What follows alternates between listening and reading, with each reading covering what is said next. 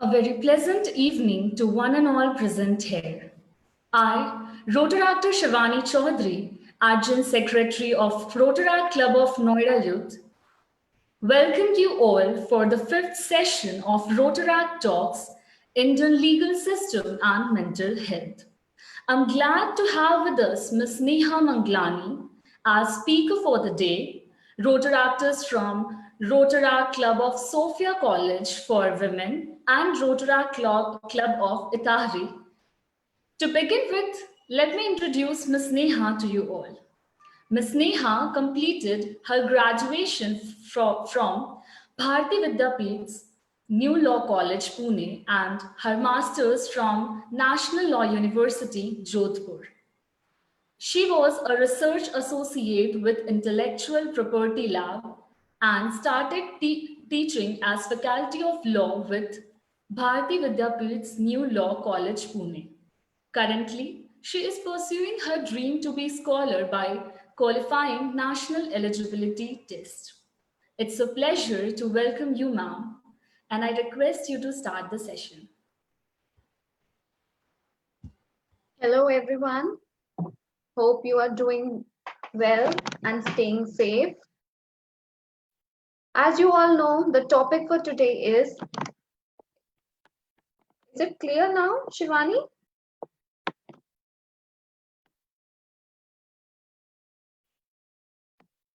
Okay. Hi, guys. Hope you are doing well and staying safe. The topic for today is Indian legal system and mental health. Before starting with this topic, I would really like to thank Rotaract Club Noida Youth for giving me this opportunity, and you guys are doing great. Now, before starting, I would also like to focus upon what is mental health, and then we'll be dealing with the legal aspects of mental health. When I say what is mental health, if you Google or if you'll search on Wikipedia, you'll see that mental health is psychological well being and absence of any mental illness. Fine, agreed. Yes, it is absence of any mental illness. But when we go in detail, basically, what is mental health? Then, mental health is the cognitive, behavioral, and emotional well being. It impacts your day to day life, it impacts your physical health, it impacts your relationships. So, basically, one's ability to enjoy life is known as your mental health. Could you please change the slide? See, like here it is written, mental health equals to healthy mind. And mental health, as I told you, refers to the cognitive, behavioral, and emotional well being. Now, most of us are prone to mental illness, and some of us are not even aware of it. And according to ICMR, that is your Indian Council of Medical Research, says that 1 in 7 Indians are affected by your mental disorder or mental illness. And depression and anxiety top the list. Apart from depression and anxiety, there is your schizophrenia and bipolar disorder. It is also said that mental illness is more prevalent in females than in males. And the reasons for this are, number one, your gender discrimination, then your domestic violence, then sexual abuse, then antenatal and postnatal stress, and then your socio-cultural norms. Now, here we discussed about that, women are more prone to mental illness, but then what about men? Even men do have societal pressure. The ratio is less, maybe because society wants men to be strong. That is why men hide their pain. They are not able to show what they are going through. So it is a humble request that whosoever is going through pain or whatever is it, start sharing, ask for help. Like because of few guilty men, we should not blame the entire gender. That is what I believe in. Next slide, please. Now, before, as I discussed with you what is mental health, now the first act that was enacted regarding the mental health was your Lunatic Removal Act, which was enacted in 1851 and it ceased in 1891. This act was basically enacted to regulate the transfer of British patients back to England. Also, when we talk about mental health, there is a dynamic relationship between the concept of mentally ill person, the treatment of mentally ill person, and the law. Why there is a dynamic relationship between all of them? Reason being, when we talk about or when we look from the perspective of a psychiatrist, what do they want? They want to treat the disorder of a mentally ill patient.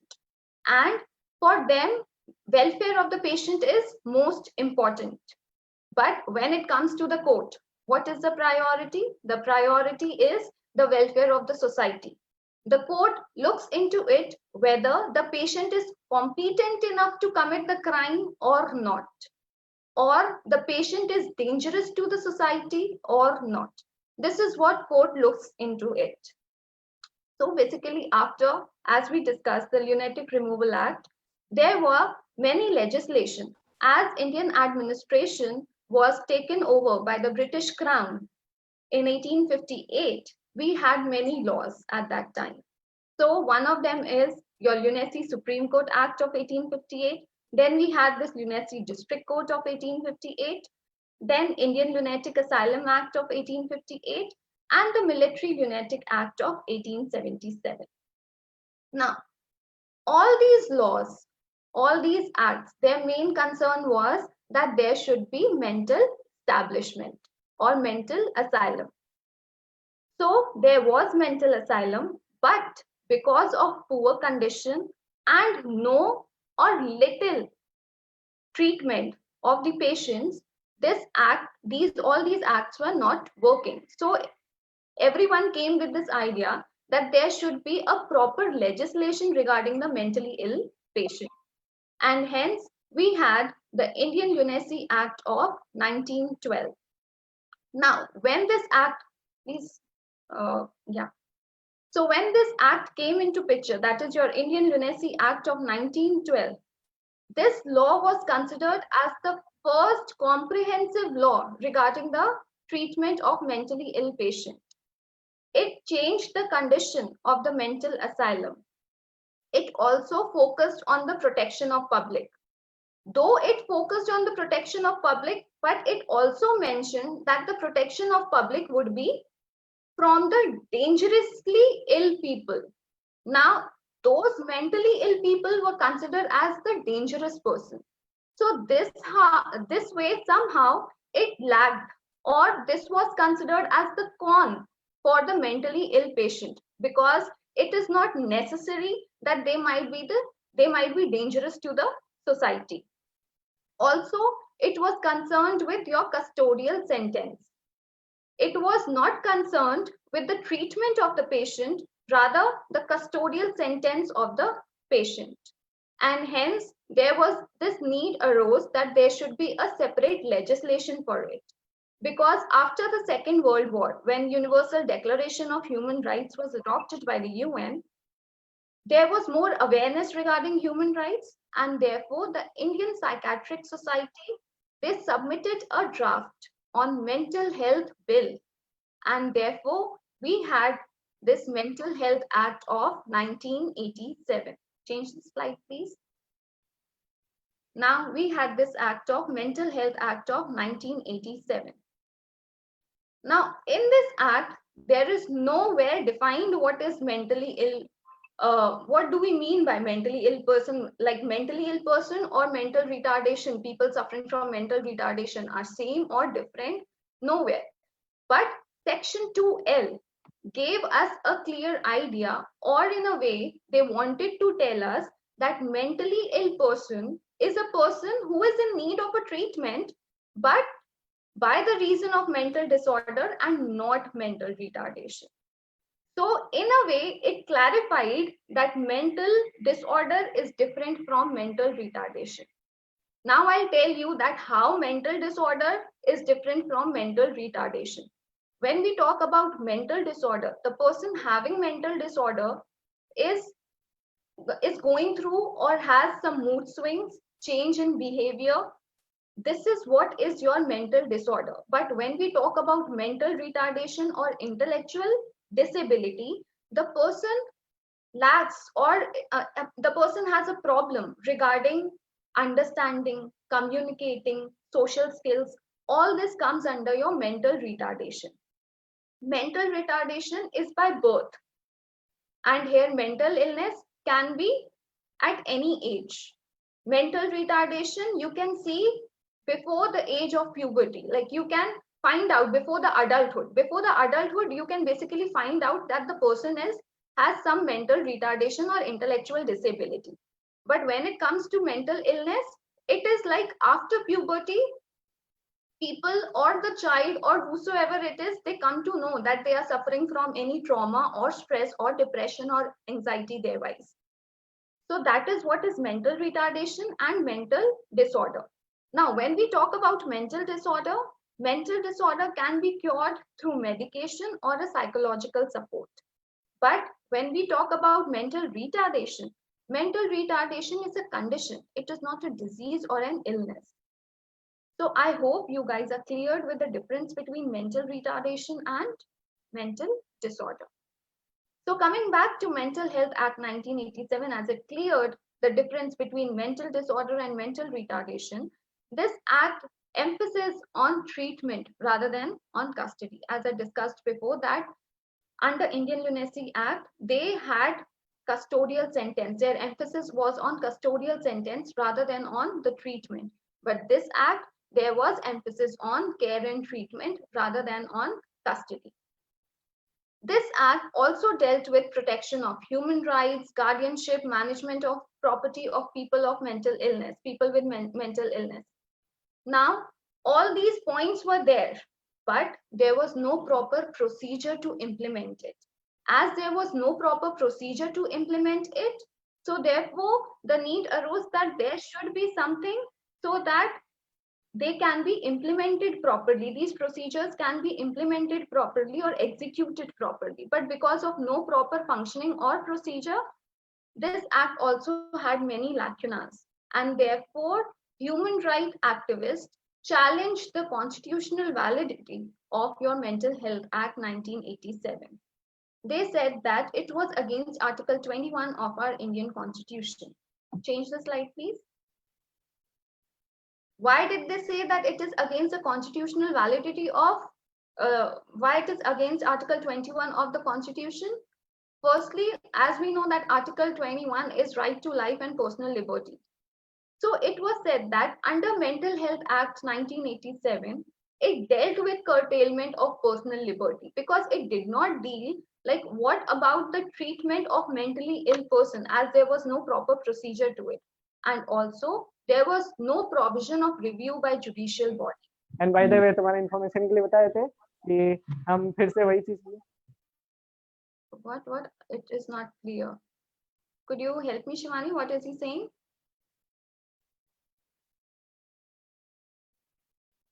It's yours is mute.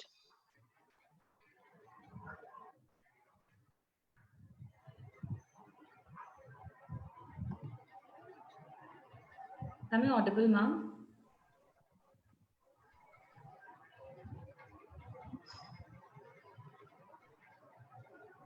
Hello.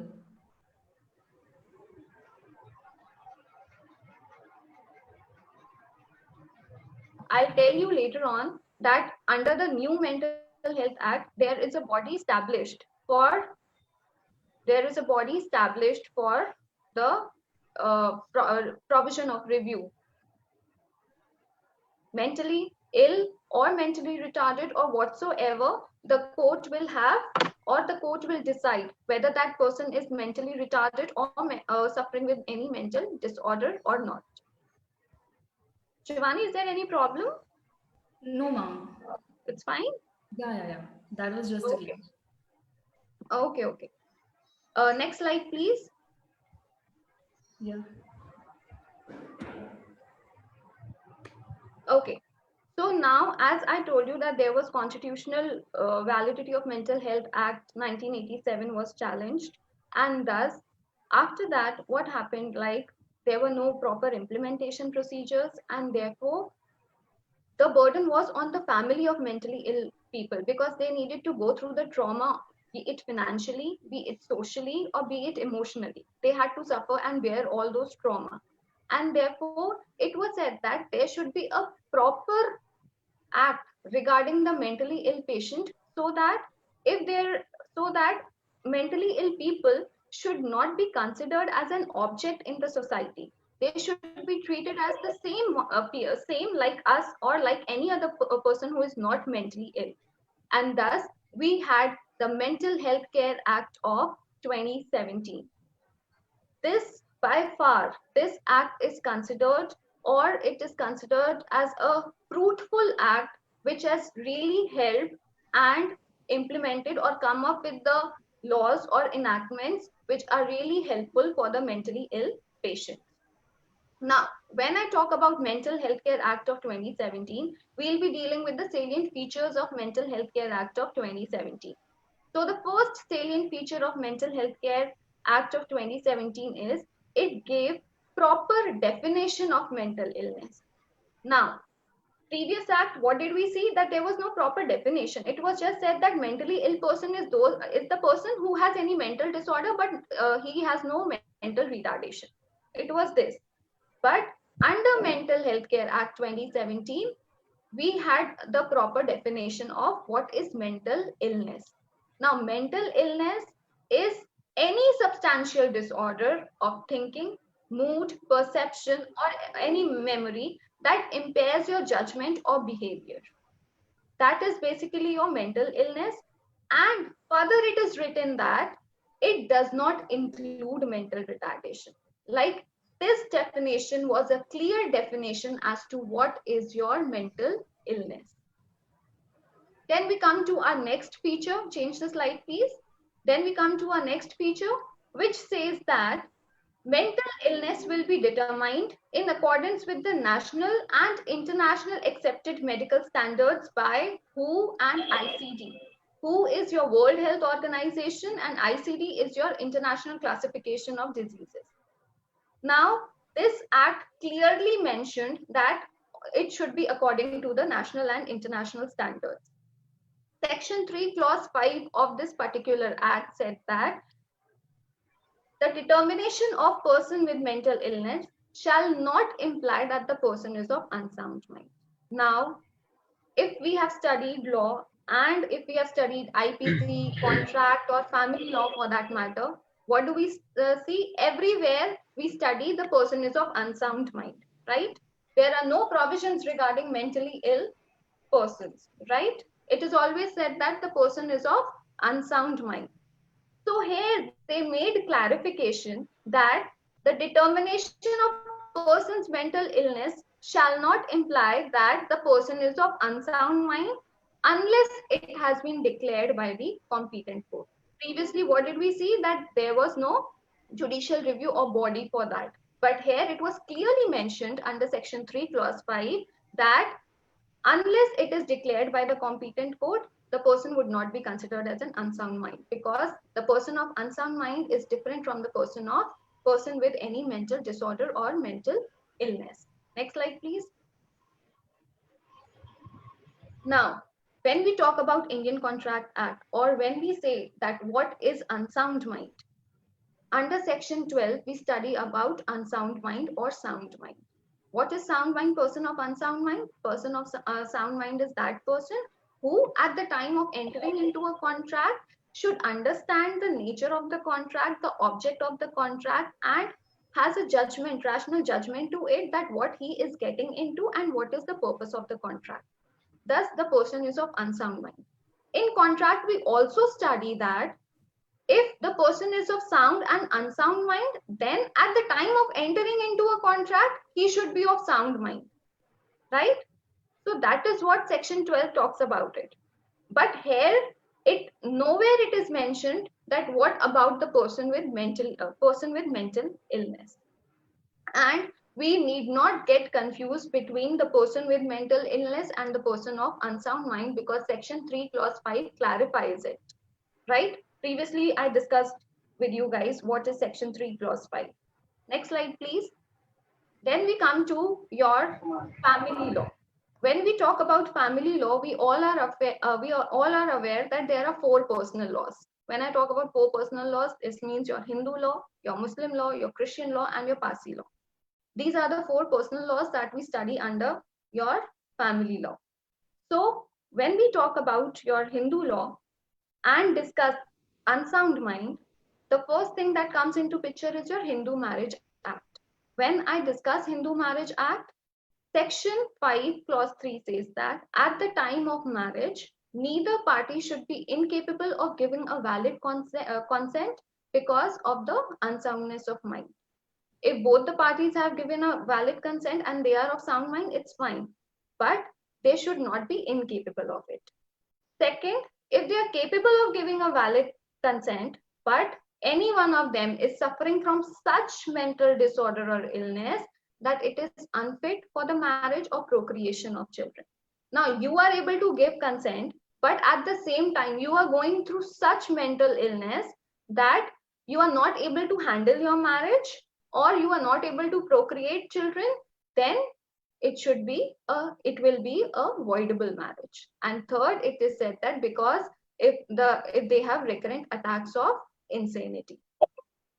This is your Hindu Marriage Act, which clearly says that when the marriage will be void or voidable as per Section 5, Clause 3, which is your conditions of marriage. Firstly, he should be able to give the valid consent.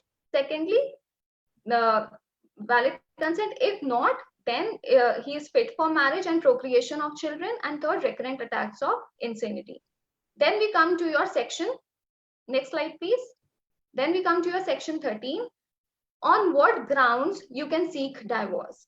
It is said that you can seek divorce on the grounds that person has been incurably of unsound mind or suffering from any such mental disorder that the petitioner cannot be expected to live with the respondent.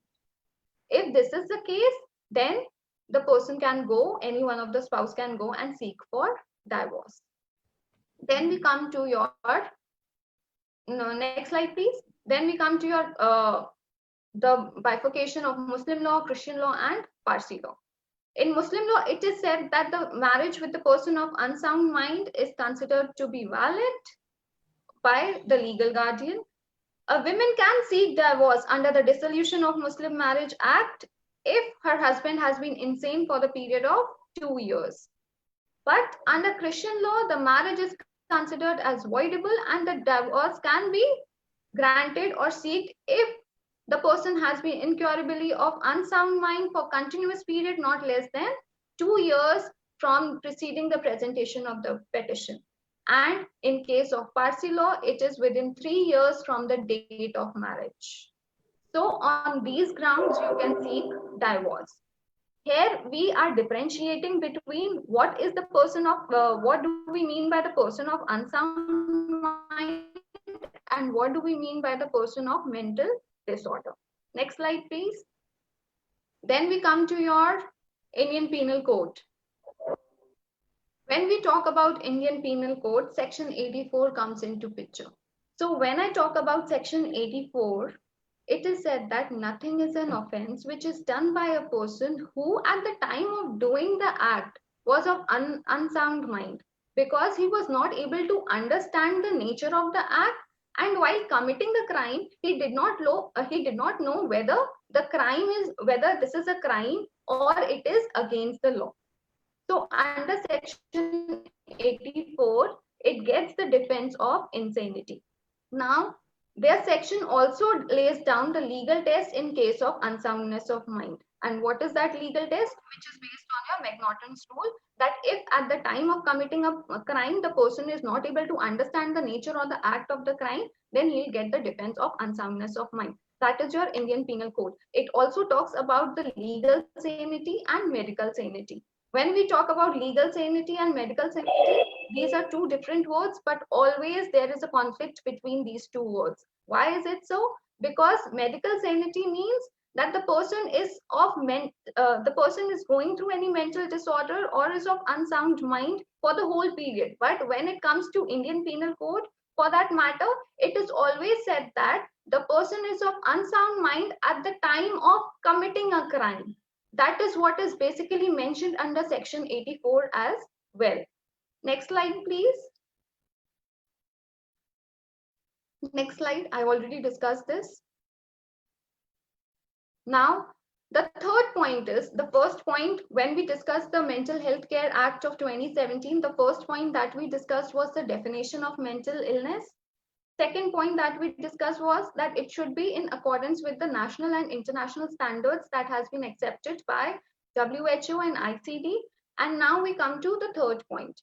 The third point, the Mental Health Care Act, says that this act decriminalizes attempt to commit suicide.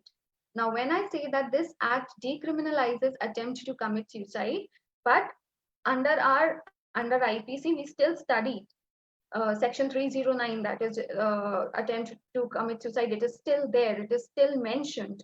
But Section 115 of Mental Health Care Act decriminalizes attempt to commit suicide. So there is this Dr. Lakshmi Vijay Kumara, who is a member of WHO and WHO Network on Suicide Research and Prevention. She published an article in the Hindu on 25th December 2019, which said that there is a highest rate of suicide among women between 19 to 29 years who commit suicide. So next point, next slide. They also discuss that how the person who is or who has committed suicide is going through the trauma, and it is still considered as a stigma. It is still considered as a stigma, and therefore things should be done so that there should be procedures or rehabilitation centers for that matter, so that those people can be helped rather than giving them punishment. There should be procedures, or there should be some conditions, or they should be given psychological therapy so that they can be rehabilitated and they can be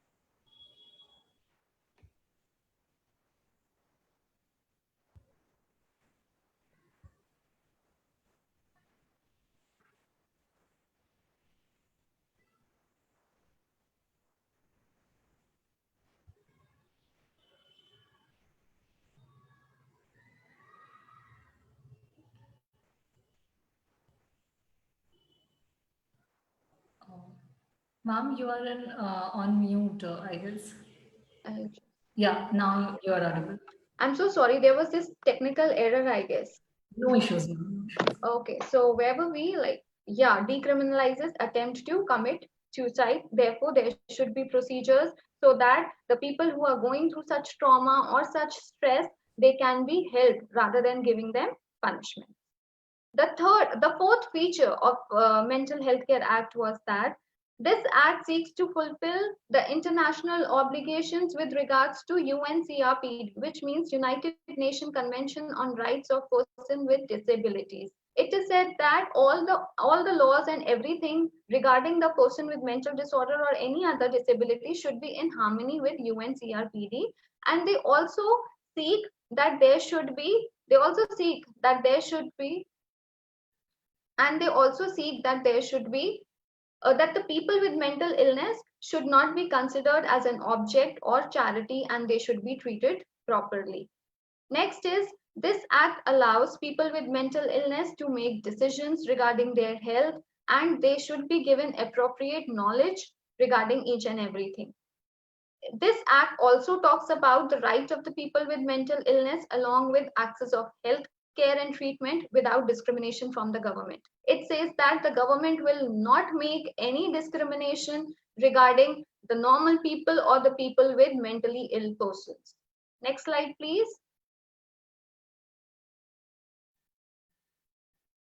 Then it is said that it also covers insurance for mental illness as well. It is said that to all the insurance companies, the mental illness should be considered as should cover insurance as well in the same way as physical health. It should be considered, or it should be given importance in the same way as mental health is given, as physical health is given importance. It is also said in this act that there will be mental health establishments. By mental health establishments, we mean that there should be naturopathy, there should be Ayurveda treatment, there should be yoga centers, and everything which can help people with mental illness to cope up with their trauma or stress or anxiety or depression or whatsoever they are going through. Now, this act also said that there should be restriction on the use of electroconvulsive therapy. Also, it deals with the rights of people with mental illness, that there should be right of community living, because what happens is people, demean them, they treat them with as like they are some objects or they are not normal people.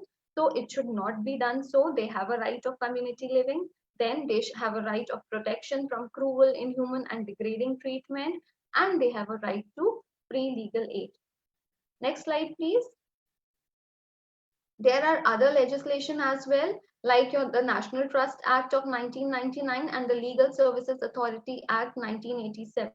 Now, when we talk about the National Trust Act, they have included people with mental retardation under them. But it was said that mental illness should also be considered with mental retardation.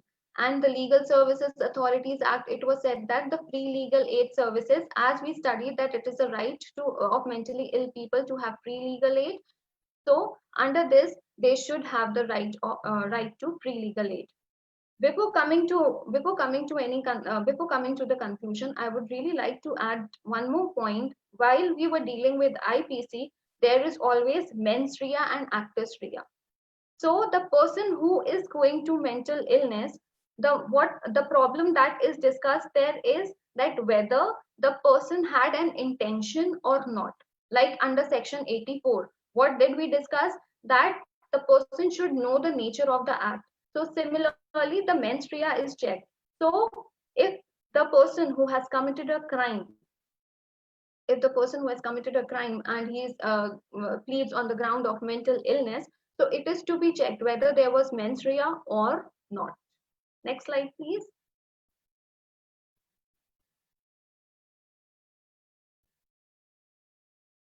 That's it. There is this conclusion slide.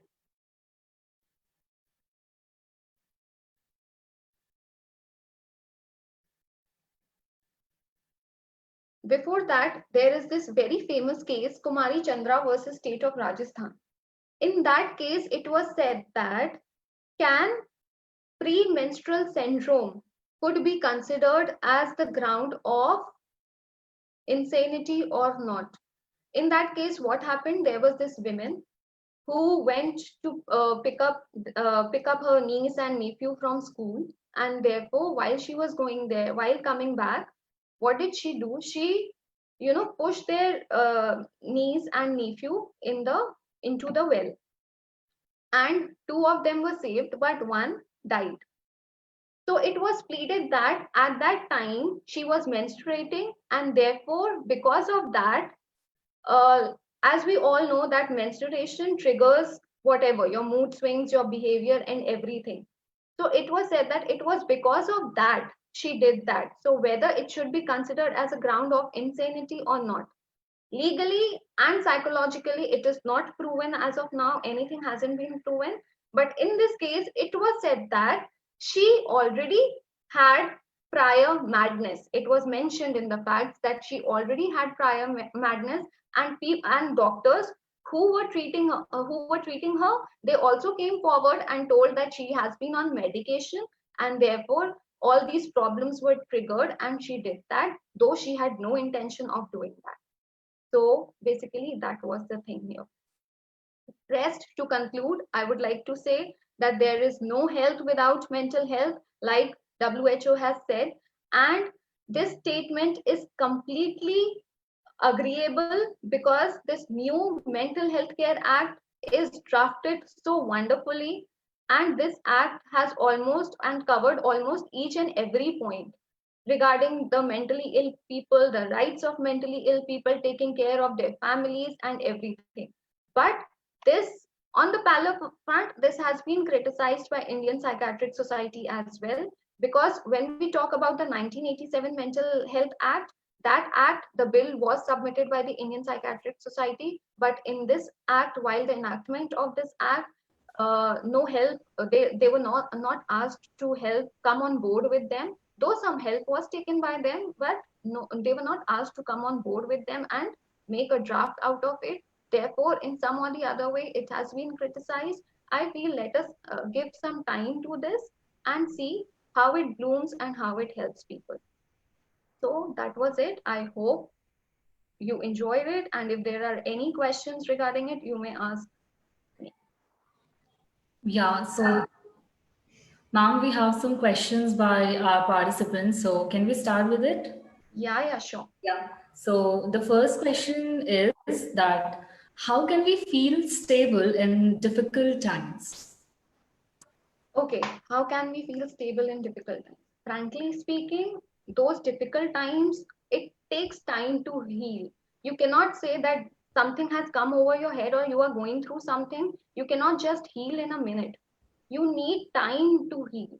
You need to distract your mind. But distracting your mind all of a sudden does not happen because you are so lethargic. You are so lazy, you don't feel like doing anything, you are just overthinking about the same problem. And frankly speaking, guys, it is absolutely fine. You need to give time to each and everything. You need to take baby steps. Start taking baby steps. Start from cleaning your room, then start from doing some yoga, some meditation, or time and again I have told people each and now I'm telling to you guys also, if there is anything, please ask for help. And if you need any psychological support, please go and seek professional help. That is what I'll say. Next. Okay. So, ma'am, the another question is that do you think law as a profession can be more daunting, like on one's mental health as compared to the other professions? No, not at all. See, all other professions, if you compare, there are some ups and downs in each and every profession. It is up to you whether you are enjoying that profession or not, whether you are liking that profession or not. It is on you. Consider there is XYZ person. He wants to be an actor, but he has ended up doing law. And then he says that, no, I'm not at all enjoying law. And it is so much mental pressure is there is this trauma. It is so because you wanted to go ahead with something else, but you landed up with something else. So it's better you should give some time, take a break, and focus on what you wanted. If it works out well, and if it doesn't, understand what you want to do, whether you will be able to give your time and everything to law or not. Like personally, when it comes to me, I feel really happy taking my law lectures. It is like gives me so much happiness. So I don't think so there is anything like that. It's totally your perception. So first find out whether you are happy dealing with it or not. Also, my last question, I guess, that sent by our participant right now. So that is, what rights do mentally retarded people have? See, mentally retarded people also have the same rights. Like if you see their autism, if you are aware of that, or any other condition for that matter, they should be also considered, like they have also have the right to community living. They should also not be degraded. Like, you know, if there is some cute baby in front of you, you will give or shower all your love to that baby or to that kid. But when a kid for that matter comes suffering from autism or that, you will just shove yourself away. You will not talk to him. So that is again the same thing, that that person also has a right to community living. That person has a right from protection from this cruel, degrading, inhumane treatment. All these things are there. Okay, so that's it for for the question answer round. Now, I request Rotaractor Sabina Shrestha from Rotaract Club of Itihari, RID 3292 for letterhead exchange with our Vice President Rotaractor Sakshi Mehta. I also request you both to kindly share your experience about Rotaract.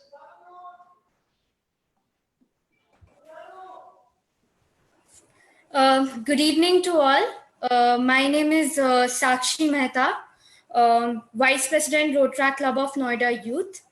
I'm much obliged to have you all for this webinar, and I'm thankful to Rotaractors from Rotaract Club of Itari to have joined us and to have letterhead exchange with as well. I would like to also share my view on Rotrack and also my experience with all of you. Rotrack is a youth organization, now a membership type that comes under the Rotary International. We are young people who work to exchange ideas on creating leaders in the community, providing opportunities for development of the society and personal growth. We develop qualities of fellowship, empathy, leadership, and learn new things by people with working with them across the globe. Truly, the values of Rotary International are imbibed in our work ethics as well. We follow the 4V test, which further makes us feel connected to the world. So, with experience with Rotrack has made me meet new people and knowing their cultures and values while getting an opportunity to work with them. I like the way Rotrack is autonomous in its function, yet has its standard of set of standards that is followed by each club wherever it is located in the world. My experience with Rotrack has been very much and thrilling and merely adventurous. And perhaps I'm not alone too. I would also like to President Rotractor Sabina Shrestha to share her experience with all of us. Thank you so much for listening to me patiently, everyone. Thank you. Thank you, everyone. So I, Sabina Shrestha, Rotaractor Sabina Shrestha from Rotaract Club of Itari, Nepal. So first of all, I'd like to thank Rotaract Club of Noida for giving me this opportunity to attend this program, as well as I thank my IST team committee from Itari that they had some kind of discussion with you for letterhead exchange. So I'm very glad that you also accepted it. So it was very fruitful program today, and I feel very glad that I became a part of this program. And to talk about my experience in Rotaract, I have been involved in this club since 2015-16. So it has been a long journey, and I'm here this year. I'm as a president, I represent my place Itari. So I'm very glad that I have got this opportunity. So all in all, I just want to thank you and it would be very great that we would be very glad for upcoming projects and upcoming later aid programs. So I'd like to give this floor to my committee member IST Anupras Bista to share some of the experience that how Rotaract Club of Noida and Rotaract Club of Itari is able to be here today in this platform together. So Anupras, the floor is yours, and then thank you everyone. Thank you so much, both of you. Now, I also would like to extend an invitation to you all for Aram Rotaract Global Conference coming up on 29 to 31st of July 2020 and 20. So a conference which is going to have session focusing on soft skills development by listening to insight of eminent speakers like Devin Thorpe, Bhumesh Verma, Dr. Push Plamba, and alike. To know more, please visit www.rotaractclubofnoidayouth.org. Also, now we have a video for you all regarding this Aramb as a Rotaract Global Conference. So please have a look.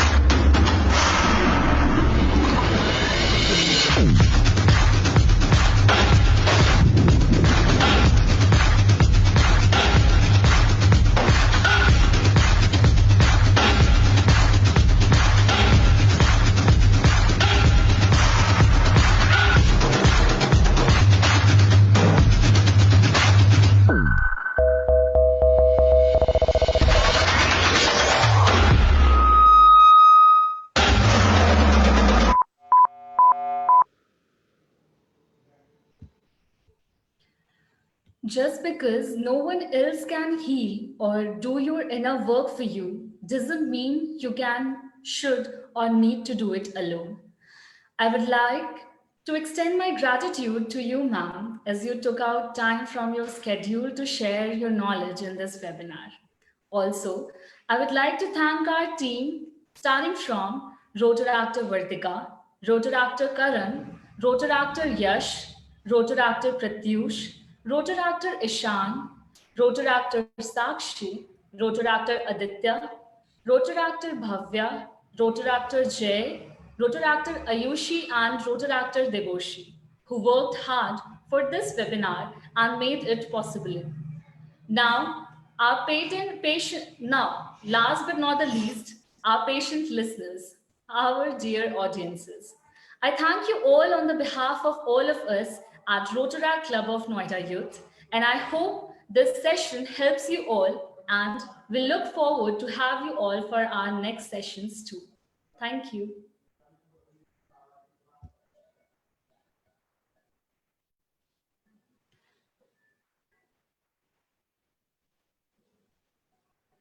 So we are ending this webinar. Thank you so much for your presence, and we look forward for your participations for our further talks too. Thank you.